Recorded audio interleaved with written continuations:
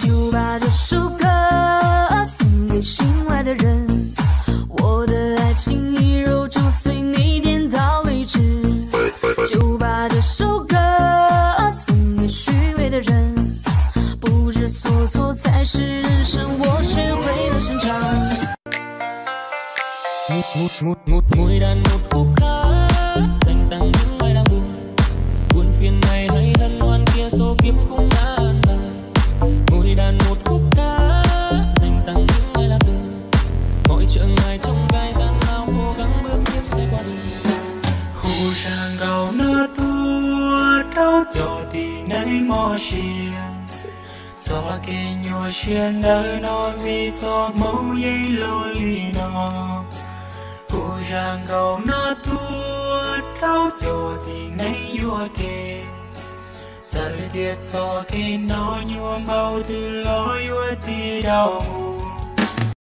把这首歌送给失意的你，是喜是悲，尘缘注定不折磨自己。就把这首歌送给迷茫的你，无爱沧桑，无内过往，告别昨日的愁。啦啦啦啦啦啦，哦吧吧吧。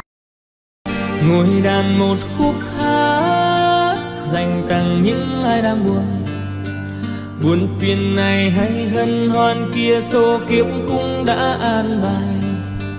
Ngồi đàn một khúc ca dành tặng những ai lạc đường, mọi chợ ngài trông gai gian lao vững bước bước tiếp sẽ qua đường.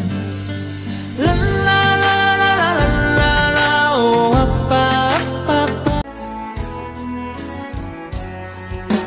Hồ sang gạo nơ tua trao cho tì nấy mò xiên, gió kê nhua xiên đời nó vì gió mẫu dây lô lì nó.